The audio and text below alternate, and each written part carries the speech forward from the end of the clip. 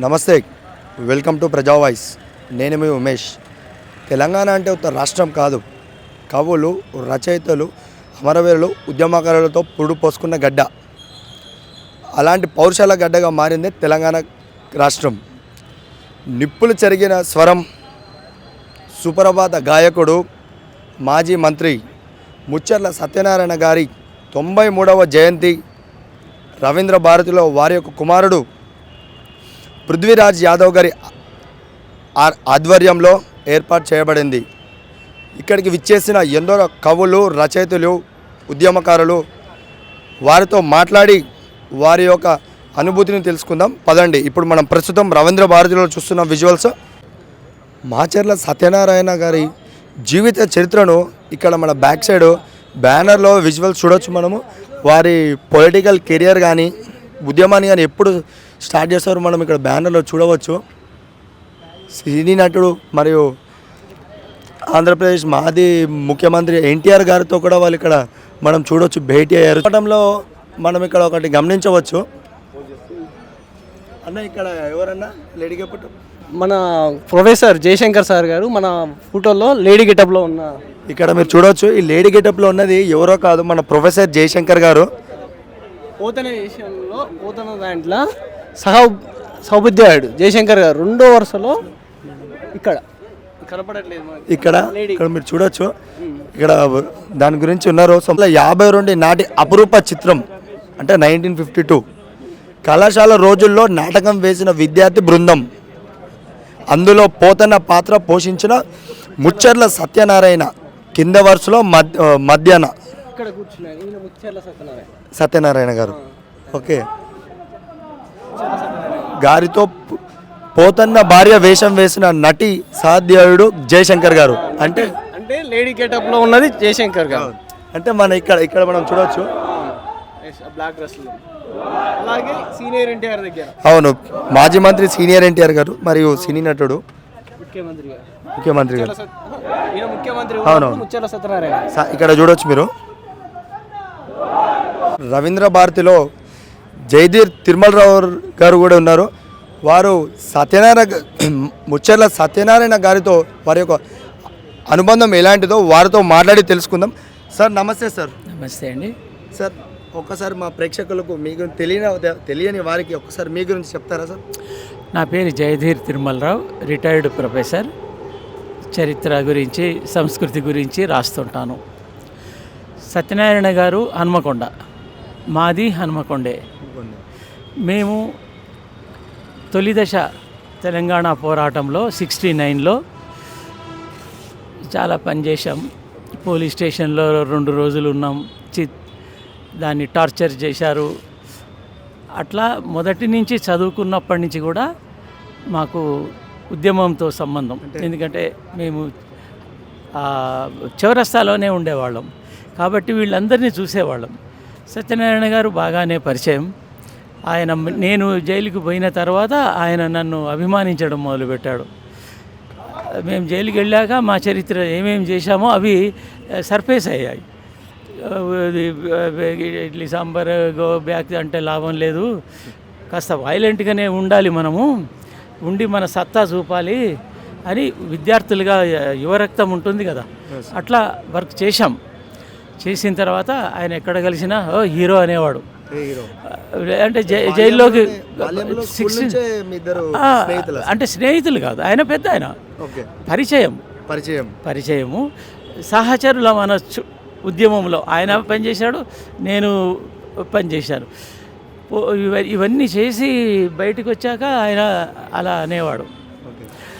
ఆ తర్వాత వచ్చేసి ఆయనను నేను హీరోగా ఎందుకు చూసేదంటే అక్కడ ఉన్న రెడ్లను, బ్రాహ్మణ నాయకులను, కాంగ్రెస్లో ఉన్న ఆధిపత్య భావజాలం కలిగిన వాళ్ళను ఆయన ఈసడించుకునేవాడు.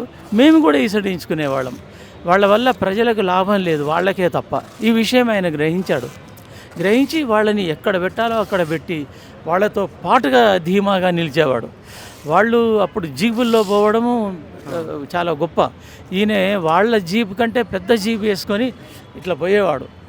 అట్లా మాకు హీరో, అట్లా మాకు ఈయన హీరో. ఆ హీరో రాను రాను లెజెండ్ అయ్యాడు. లెజెండ్. ఆ, ఒక పౌరాణిక గాథ వీరుడు. అట్లా మేము చూసేవాళ్ళం. ఆ తర్వాత ఆయన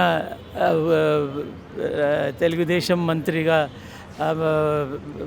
ఉండడం, ఆ తర్వాత అందులో నుంచి బయటికి రావడం, మేము ఆ టైంకి హైదరాబాద్ వరంగల్ నుంచి బయటికి పోవడం వల్ల మాకు కాంటాక్ట్స్ తెగాయి. కానీ ఆయన గురించి వినేవాళ్ళం, చూసేవాళ్ళం. ఆయనతో చాలా అనుభవాలు ఉన్నాయి. సార్ని మీరు చివరిగా ఎప్పుడు కలిశారు? నేను ఆయన మళ్ళీ ఇక్కడ, నేను నల్లకుంటలో చిక్కడపల్లిలో ఉండేవాడిని. చిక్కడపల్లి పక్కకే దీంట్లో ఉండేవాళ్ళు వాళ్ళు, బాగులింగంపల్లిలో. అక్కడ వారిని చూశాను.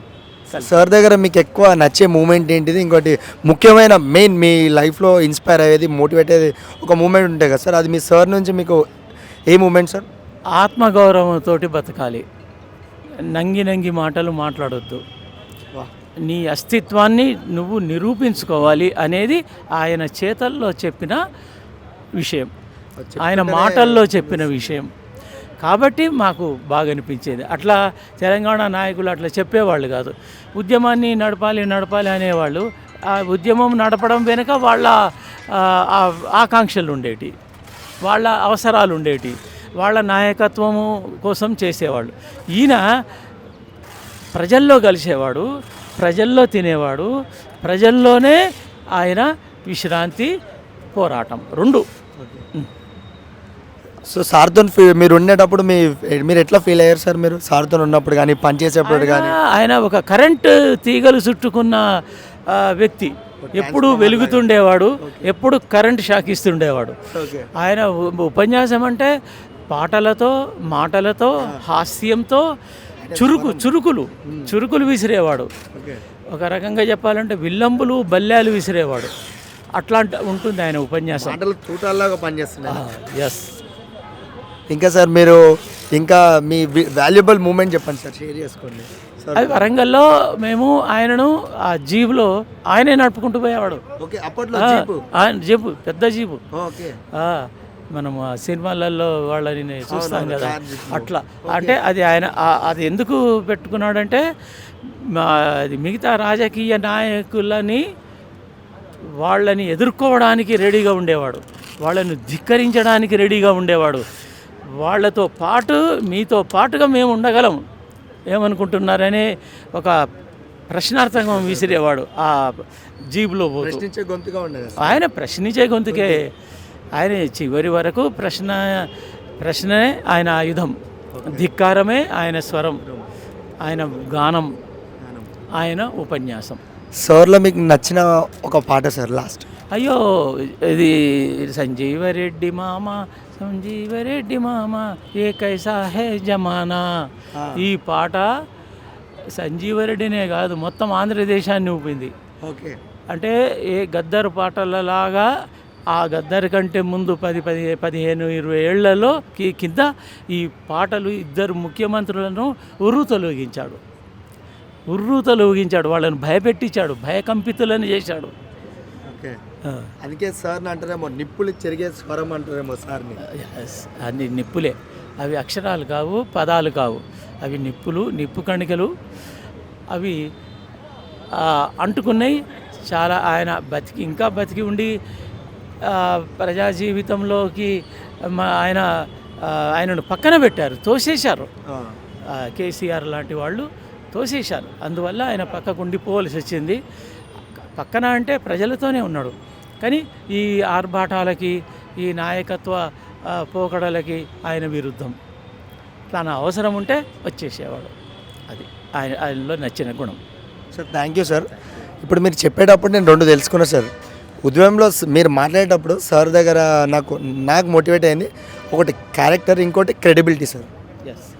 సో మనం ఇక్కడ చూడవచ్చు సార్. థ్యాంక్ యూ సార్, మీ యొక్క అనుభూతిని మాతో షేర్ చేసుకున్నందుకు.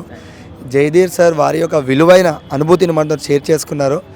సో మనము తర్వాత భాగం ఇంకా లోపల కల్చరల్ ప్రోగ్రామ్స్ మరియు యాక్టివిటీస్ సార్ గురించి రవీంద్ర భారతిలో ఏర్పాటు చేసినవి మనం నెక్స్ట్ విజువల్స్ చూడొచ్చు. Thank you. పాసిబుల్ అయితే పైసలు లేకుండా కూడా రాజకీయాలు ఎట్లా చేయాలో ఇక్కడ ఒక సర్పంచ్ వచ్చిపోయిండు అన్న ఖాళీ మీ బొమ్మలు పెట్టుకొని ఉపన్యాసాలు పెట్టుకొని నేను నాకు పైసలు లేకుండా గెలిచిన అని చెప్పి మా వంకాయల అన్నాడు అపోయింది అసలు లేవు నిజామాబాద్ అర్జెంట్ ఫోన్ వచ్చిందని చెప్పి పోయినట్టున్నాడు. సరే పిలుద్దాం అనుకుని అంటే పాసిబుల్ అవుతుంది. ఏం పైసలు లేకుంటే ఏం కాదని ఏం అనుకోకండి, బరాబర్ అయితే. నేను కొన్ని ఉదాహరణలు నేను మళ్ళీ మీకు చెప్తా. ఇప్పుడు నేను మా ఎన్ శంకరన్నకు నేను పరిచయం నా పరిచయం అవసరం లేదు, కానీ మన మీటింగ్లో అన్న మొట్టమొదటిసారి మాట్లాడుతున్నాడు.